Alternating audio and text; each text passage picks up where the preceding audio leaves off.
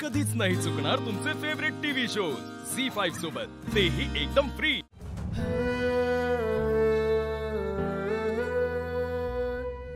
Hello Alisha ma'am, हो मी तुमच्या फोनची वाटच बघत होते। पुढच्या इव्हेंटसाठी केलात ना तुम्ही फोन? सांगा सांगा काय आणि कधी कुठे? मी ना एका पायावर रेडी आहे। मी मूर्ख नाहीये तुझ्यासारख्या मुलीला परत चान्स द्यायला। एजंटच्या हळदीमध्ये जो मूर्खपणा केलाय तो निस्तरताना नाकी 9 आलेत माझ्या। मी तुला ॲग्रीमेंटचे 3 लाख रुपये परत मागायला फोन केलाय। काय?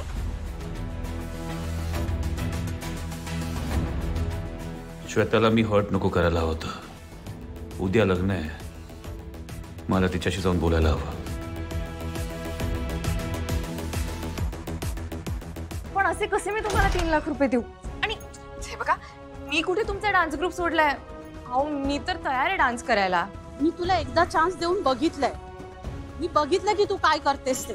नाही नाही बघा, कसं आहे ना, ते एजंटच्या घरचं फंक्शन होतं ना, म्हणून हा सगळा गोंधळ झाला। आणि मी तर तुम्हाला आधीच सांगितलं होतं ना की मला नाही करायचं डान्स, पण तुम्हीच मला ना कंपल्सरी डान्स करायला लावलात ना, म्हणून हे सगळं झालं। आणि बघा आता मी रेडी आहे डान्स करायला, तर तुम्हीच नाही म्हणताय।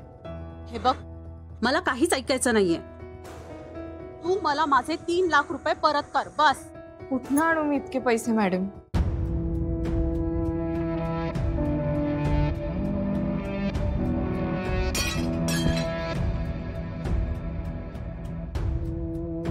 इडियट, हिचं लाईफ मध्ये काहीच होऊ शकत नाही।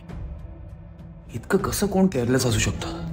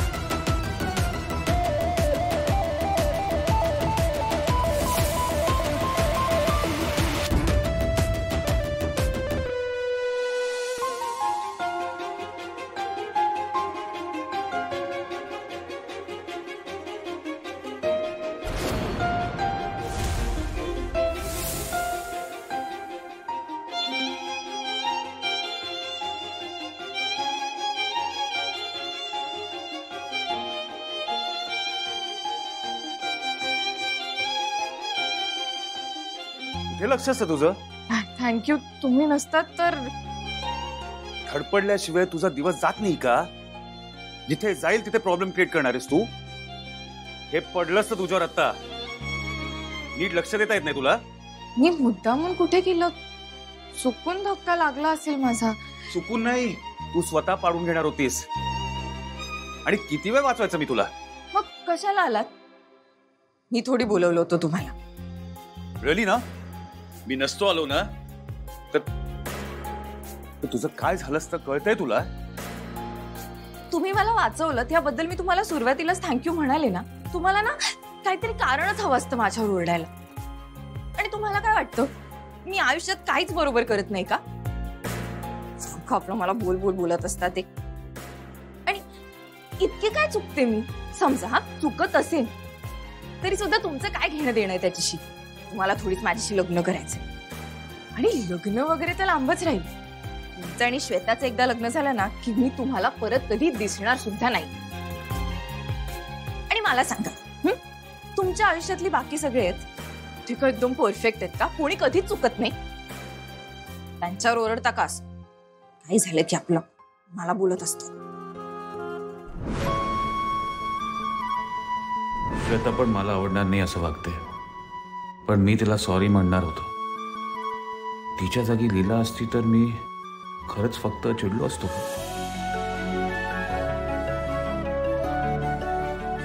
अंकल, तुमच्याशी बोलते मी, लक्ष कुठे आहे तुमचं? खरं तर ना मला आवडतं तुम्ही माझ्यावर ओरडता ते। निदान मनात तरी काही ठेवत नाही ना. आणि मुळात तुम्हाला मी तुम्ही ओरडण्याच्या लायकीची वाटते हे काय कमी आहे? पण ना तुम्हाला म्हणून सांगते की परफेक्ट वागण्यापेक्षा ना असं मनाला येईल तसं वागून बघा, खूप मज्जा येते. मला विचारा ना, हे कसं असं मोजून मापून वागायला जमतो तुम्हाला?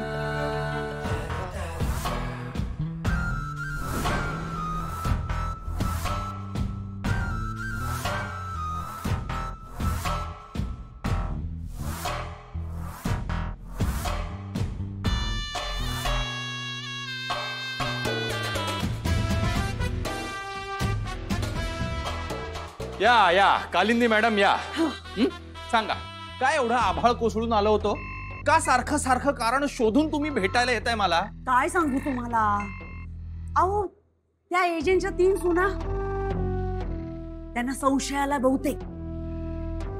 ते जाईन तिथे माझा अपमान करतात. त्यांना ना आम्हाला इथून हाकलून द्यायचंय. अपमान करताय तुमचा? मग सहन करा तो. इथून निघायचा विचारही येऊ द्यायचा नाहीये डोक्यात तुमच्या. आणि जर थोडासा अपमान केलाच तर काय तुमच्या अंगाला भोकं पडतंय? या अपमानाच्या बदल्यात तुम्हाला जहागीरदारांसारखा जावई मिळणार आहे, हे लक्षात ठेवा जरा. ते आहे लक्षात. तुम्ही घाबरू नका हो, मी इथून कुठे जाणार नाही. त्यांनी अगदी हाताला धरून बाहेर काढलं ना तरी जाणार नाही. ते करत असलेला माझा अपमान कसा परतून लावायचा ना मला नीटच माहिती.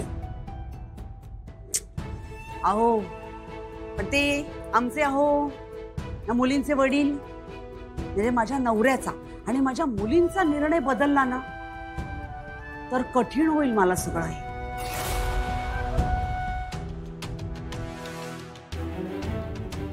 ठीक आहे, मग आता एक काम करा, एजेंना आणि लीलाला इथे स्टोर रूम मध्ये घेऊन या. लगेच त्यांचं लग्न लावून देतो.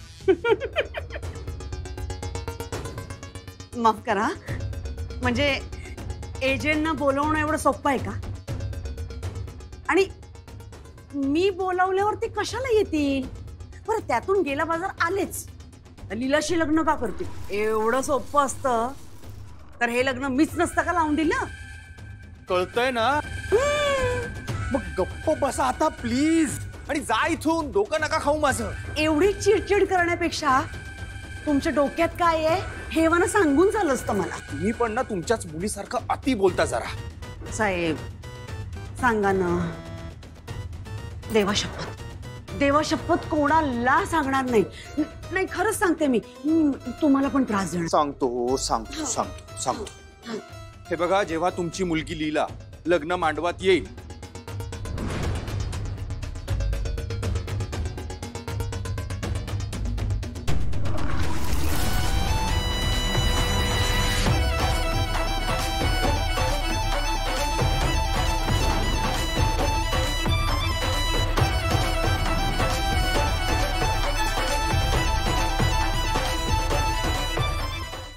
झी5 ॲप डाउनलोड करा आणि पहा सर्व एपिसोड्स एकदम फ्री.